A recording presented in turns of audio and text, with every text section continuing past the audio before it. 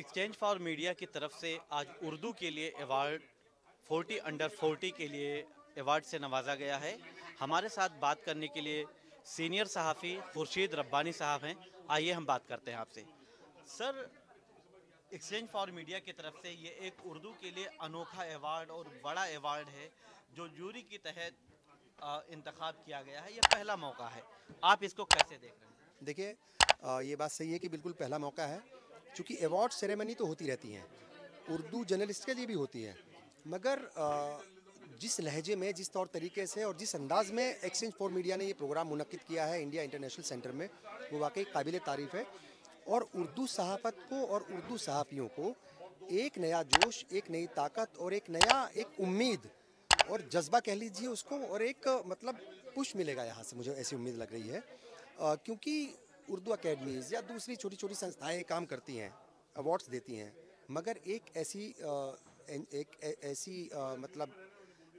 ऐसे लोग जो अंग्रेज़ी और हिंदी मीडिया में अब तक काम कर रहे थे और बड़े अवार्ड्स जो है वो देते रहे हैं बड़े सहाफ़ियों को, हिंदी और अंग्रेज़ी के, उन्होंने उर्दू सहाफ़त के लिए, उर्दू सहाफ़ियों के लिए पहली बार ये चूँकि मतलब उन्होंने शुरुआत की है, तो मुझे लगता है कि इसके जो नताइज हैं वो बहुत दूर तक जाएंगे। कहते हैं ना कि बात निकलेगी तो दूर तक जाएगी। और मैं देख रहा था कि सबसे अच्छी बात यह है कि उन्होंने सिर्फ दिल्ली या उसके आसपास के इलाकों को नहीं चुना, बल्कि हिंदुस्तान के अलग अलग शोबों से, अलग अलग सूबों से लोगों को, मतलब बच्चों की एप्लीकेशन मंगाई, सहाफ़ियों की मंगाई और उनको सिलेक्ट किया। तो मुझे लगता है कि सब जगह की नुमाइंदगी यहाँ पर दिल्ली में आज हुई है, और ये एक नया जो है, एक नई शुरुआत है, और इसका ज़रूर फ़ायदा होगा सहाफ़त को भी और सहाफ़ियों को भी। जिस तरह से डॉक्टर अनुराग बत्रा साहब ने उर्दू के लिए ये खिदमात, नुमाया खिदमात अंजाम दी हैं, क्या आपने ऐसा इससे पहले उर्दू दा तबके की तरफ से देखा कि उर्दू वाले इस तरह का अवार्ड या इस तरह के इक़दामात क्यों नहीं करते हैं?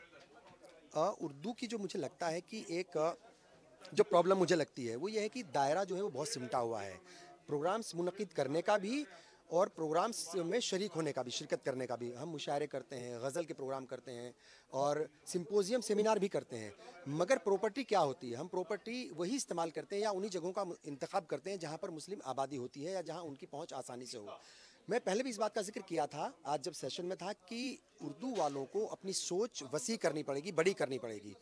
Network 18 Urdu challenges before minorities एक सीरीज चलाता था, फाइव स्टार प्रॉपर्टी में करता था, उसका असर होता था। तो जब जब कोई भी मतलब कोई भी संस्था या कोई भी क्षेत्र के या किसी भी शोबे के लोग अपनी सोच को वसी करके, अपने दायरे को बढ़ा करके काम करते हैं, तो फिर उसकी पूछ होती है। मैंने कहा अवार्ड्स तो पहले भी मिल रहे थे, लेकिन वो दायरा सिमटा हुआ था। इस दायरे को वसी किया है, बड़ा किया है और जगह बदली है। फाइव स्टार में भी होगा, मुझे लगता है कि आगे हो सकता है कि इसको फाइव स्टार कल्चर में जाकर के करें, फाइव स्टार प्रॉपर्टी में करें। तो क्या होता है कि जब आप बड़े कैनवास पे काम करते हैं तो उससे जो है जज्बा भी बढ़ता है और एक यकीन दहानी और एक मतलब एक कॉन्फिडेंस पैदा होता है। उस कॉन्फिडेंस की कहीं ना कहीं कमी मुझे हमेशा महसूस हुई है उर्दू सहाफ़ियों के अंदर। और अगर इस तरह के प्रोग्राम होते रहेंगे, ये शुरुआत जो की है, अगर इस तरह से होते रहेंगे, तो वो जो कमी है, वो जो कॉन्फिडेंस की कमी है, वो कॉन्फिडेंस की कमी ज़रूर दूर होगी, जैसा लगता है। बहुत शुक्रिया।